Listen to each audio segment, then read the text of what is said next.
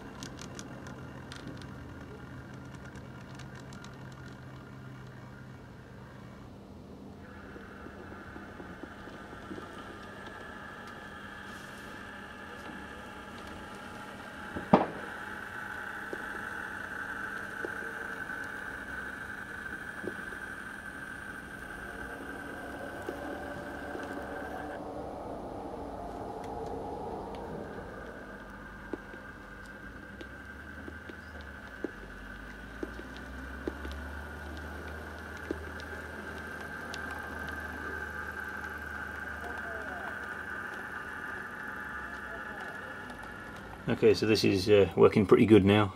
It's all working nicely as you've just seen. So now it's time to fill in the gap with ballast. I've already started on this part of the yard, as you can see, all the way down here.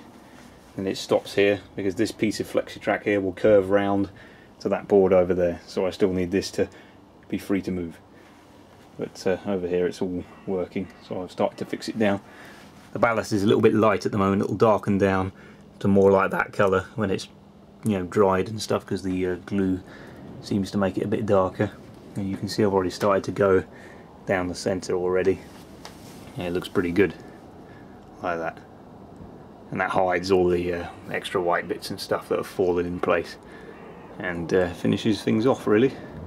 So I'll finish ballasting, and then when it's all wet and drying I'll give you a quick shot just to show you what it looks like. Okay, the ballasting is all brushed in all the way along here, and in the TMD looks much neater now. All the white polyfiller is gone. Looks pretty good.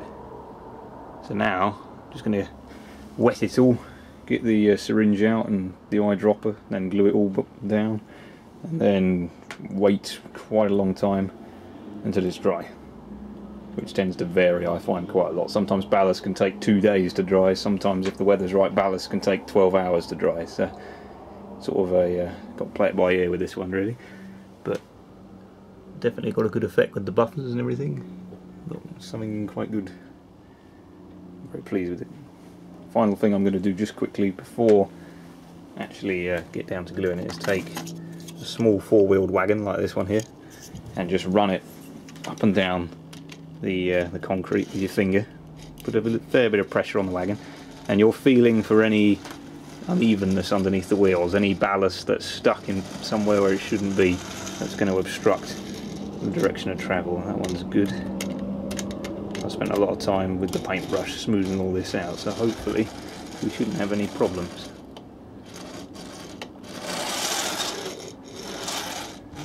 Yeah, that's good. 2 more.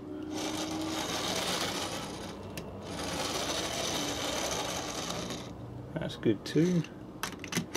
And the last one.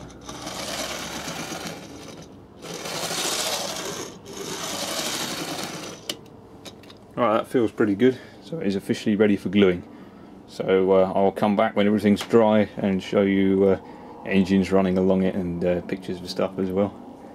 And remember, whenever you are ballasting, final thing is to make sure you tape up the bit where the electrical contact occurs so that you don't get it all gluey and messy, which would render the point completely useless. So that's a very important tip. So there you are, really.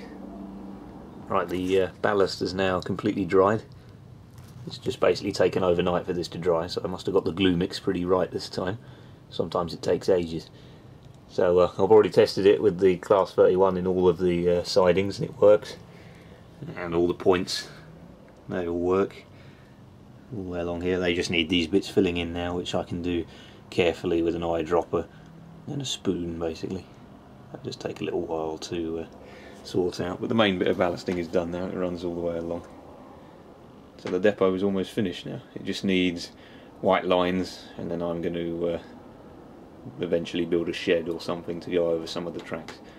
So that'll look pretty cool. So I'll just test it with the Class 47 just to make sure that it is still working properly.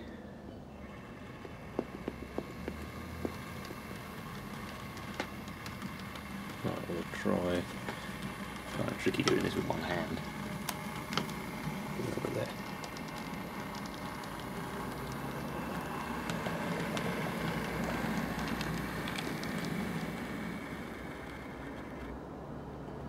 Seems to work. Let's try a bit faster this time.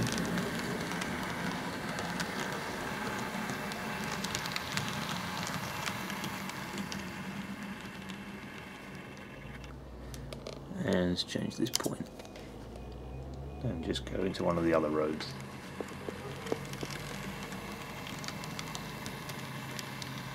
Yeah, the insulation tape works quite well to make sure the points don't get all gunged up with ballast. So, yep, that works. Just roll all the way to the end. There we go. So yeah, basically that is the end of my video on how to build the TMD. I hope you enjoyed it, and I'm pretty impressed with it. All I have to do now is paint the white lines, which can be done with just a paintbrush and some masking tape, and tidy up bits of grass and extra ballast that need to be filled in just to finish the area off, like along here. And then I can move on to filling in the bit at the back and fiddling with the station a bit more. So bye for now.